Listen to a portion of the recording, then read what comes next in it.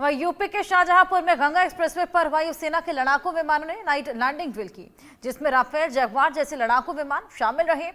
और क्या कुछ वहां पर हुआ, आइए एक ग्राउंड रिपोर्ट के जरिए आपको दिखाने की कोशिश करें। शाहजहांपुर के गंगा एक्सप्रेस वे पे बनी 3.5 किलोमीटर हवाई पट्टी पर आज दिन में इसी गंगा एक्सप्रेस वे पर दिन में लैंडिंग हुई थी। फाइटर प्लेन उतारे गए थे, चाहे वो मिराज हो, राइफल हो, तो इस तरीके से। लेकिन एक सबसे ऐतिहासिक पल की बात करें अगर हम इस वक्त, तो इसमें आज नाइट लैंडिंग होगी, क्योंकि इसी भी गंगा एक्सप्रेस वे पे जो हवाई पट्टी बनी है उस हवाई पट्टी पर अब नाइट लैंडिंग करेंगे। फाइटर प्लेन उतारे जाएंगे, वायुसेना के लड़ाकू विमान उतारे जाएंगे और टच एंड गो का भी कार्य करेंगे। कहीं ना कहीं ये पूरे भारत देश के लिए बड़े गौरव की बात है कि जो ऐसा ऐतिहासिक पल देखने को मिल रहा है कि जो नाइट लैंडिंग हो रही, क्योंकि पूरे भारत देश में अभी तक नाइट लैंडिंग नहीं हुई थी। कई गंगा एक्सप्रेसों पे फाइटर प्लेन की, लड़ाकू विमानों की टच एंड गो की रिहर्सल तो हुई थी, लेकिन जो रिहर्सल नाइट लैंडिंग की है वो बहुत ही गौरव के पल है। इस वक्त शाहजहांपुर वासी नहीं, पूरा भारत देश इस बात पर गर्व कर रहा है। शाहजहांपुर से शीशांत शुक्ला, इंडिया न्यूज के लिए। एक्सप्रेस वे पर फाइटर जेट,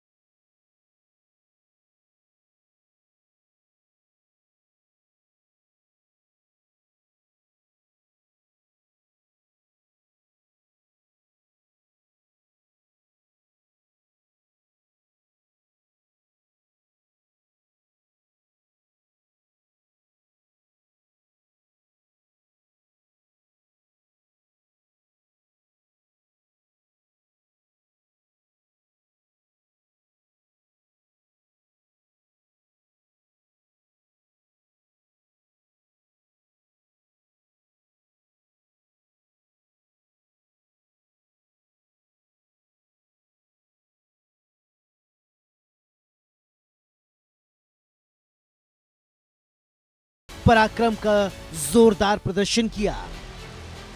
राफेल,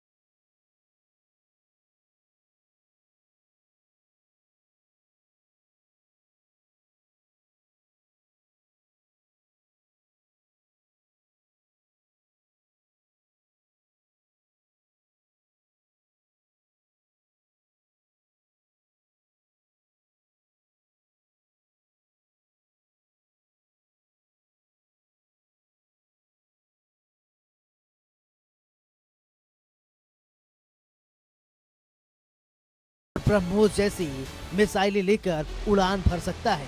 आपदा राहत और रेस्क्यू मिशन में प्रमुख भूमिका निभाता है। AN-32 ऊंचाई वाले क्षेत्र में सामान और जवानों की ढुलाई के लिए उपयुक्त ट्रांसपोर्ट विमान है MI-70V5 helicopter, search and rescue, medical evacuation और मानव सहायता कार्यों के लिए जरूरी बहुउद्देशीय हेलीकॉप्टर है। भारतीय वायुसेना के एक के बाद एक फाइटर प्लेन्स, और आप ये देखिए कैसे ध्वनि की भी रफ्तार से तेज चलने वाले ये फाइटर प्लेन यहां से ऊपर से गुजरते हुए, ये देखिए आप ऊपर से गुजरता हुआ ये फाइटर जेट भारतीय वायुसेना और पाकिस्तान में ये तस्वीरें दिल दहलाने का काम करेंगी। ये एरो शो और खासतौर पर इस इमरजेंसी एयर स्ट्रिप पर उतरने वाला हर एक फाइटर जेट जो भारतीय वायुसेना का हिस्सा है, और ये पूरा एरो शो देखकर पाकिस्तान के भी दिल दहल रहे होंगे। जिस तरह की बॉर्डर पर सिचुएशंस है, जिस तरह का माहौल बना हुआ है तनावपूर्ण, ऐसे में ये सभी अलग अलग फाइटर प्लेन्स एक के बाद एक यहां पर इमरजेंसी लैंडिंग सिचुएशंस में किस तरह काम करना पड़ेगा, ये सब कुछ यहां पर करते हुए नजर आ रहे हैं। कैमरामैन गौरव के साथ अभिषेक सिंह, इंडिया न्यूज, शाहजहांपुर। तो इंडिया न्यूज आज आपको पीओके में मौजूद टेरर लॉन्च पैड की लाइव लोकेशन दिखाने जा रहा है। आतंकियों के 42 लॉन्च पैड की लाइव लोकेशन आज आपको दिखाएंगे और दावा है कि इन लॉन्च पैड पर 250 खूंखार आतंकी मौजूद हैं।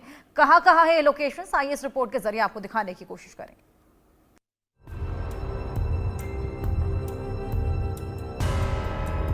आतंक के आकाओं का जीपीएस इंडिया न्यूज के पास मिल गई मुनीर के आतंकियों की live location. Jammu Kashmir border इलाके में आतंकियों के 42 लॉन्च पैड, पीओके के 42 टेरर लॉन्च पैड सेना के टारगेट पर। India news terror launch pad की लाइव लोकेशन आपको दिखाएगा।